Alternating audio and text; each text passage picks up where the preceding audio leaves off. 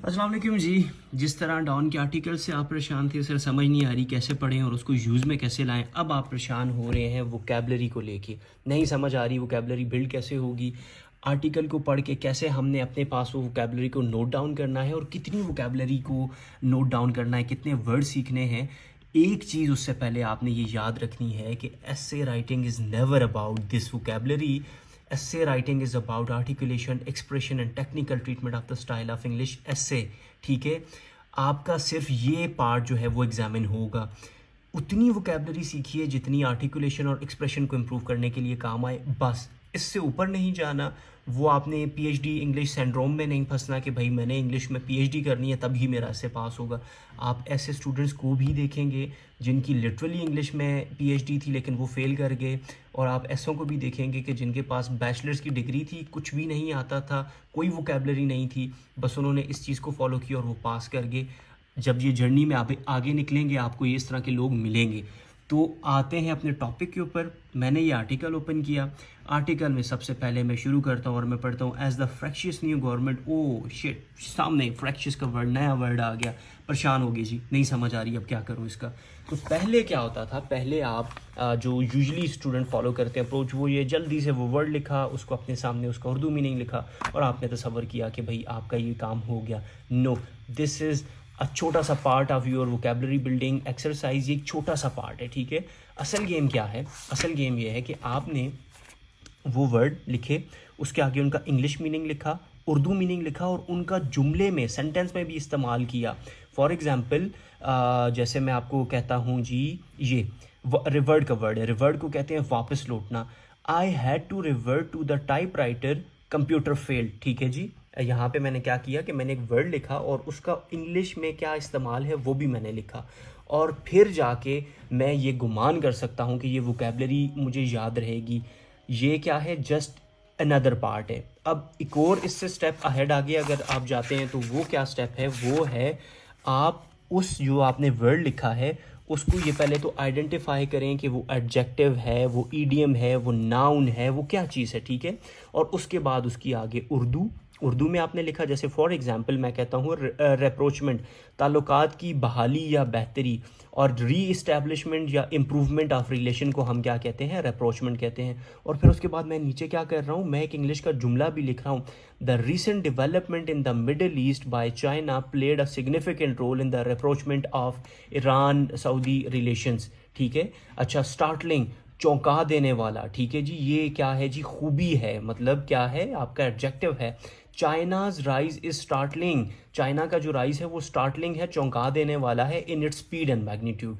अब ये वर्ड हो सकता है कि मुझे कुछ ज़्यादा टाइम के लिए याद रहे, and there is this fact, there is this theory कि अगर आप एक वर्ड अपनी राइटिंग में, राइटिंग प्रैक्टिस में 20 दफ़ा इस्तेमाल कर लेते हैं, वो हमेशा हमेशा के लिए आपकी वोकेबलरी का हिस्सा बन जाता है। अब ये भी नहीं है कि आप कॉपी उठाएं और 20 दफ़ा यहाँ से यहाँ तक लिखना शुरू कर दें, नो। इसका मतलब ये है कि डिफरेंट टाइम्स के ऊपर आपने क्या करना है, उस वर्ड को अपनी राइटिंग में यूज़ करना है ताकि वो आपकी वोकेबलरी का हिस्सा बन जाए। ये क्या है, ये अगला पार्ट है, ये अगला स्टेप है। उससे अगला एक स्टेप भी है, वो स्टेप कुछ इस तरह दिखाई देता है। फॉर एग्ज़ाम्पल जैसे ये मैंने आपके लिए कुछ लिखा था, जैसे फॉर एग्ज़ाम्पल आर्ग्यू आप लिख रहे थे, आपने वर्ड सीखा कंटेंट, अब आपने क्या करना है, आर्ग्यू जहाँ पे भी आप लिख रहे होगे उसको क्रॉस करोगे, आप कहोगे मैंने यार एक वर्ड सीखा था, वो क्या था, वो था कंटेंट, ये मैं लिखूंगी तब ठीक होगा। नेसेसरी की जगह इम्पेरेटिव, लिमिट्स की जगह डिलिमिटेशंस, ठीक है, अंडरस्टैंड की जगह फैथम, सेटिस्फाई की जगह अपीज। ठीक है जी, ये अगला स्टेज है। जब आप ये वाली प्रैक्टिस करोगे तो क्या होगा, आपको ज़्यादा बेहतर समझ आने लग जाएंगी चीज़ें कि भाई first step, second step, third step, आप थर्ड स्टेप पे भी खड़े हुए हो।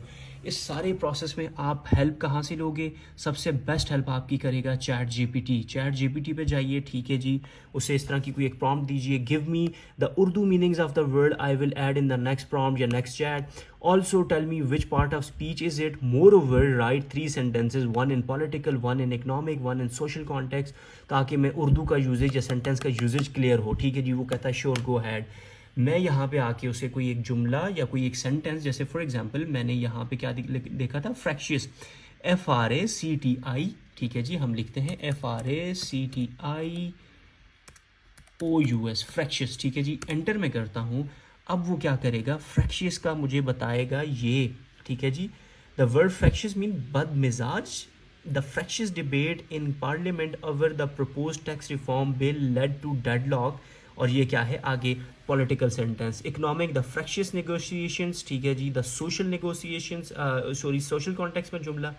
अब ये एक्सरसाइज आपका टाइम लेगी, और यार आपने टाइम ही तो देना है, वक्त ही तो देना है। क्या चाहते हैं, वक्त भी ना दें, वोकैबुलरी भी आ जाए, आर्टिकल्स भी समझ आएंगे? नो, आपने टाइम देना है, ठीक है।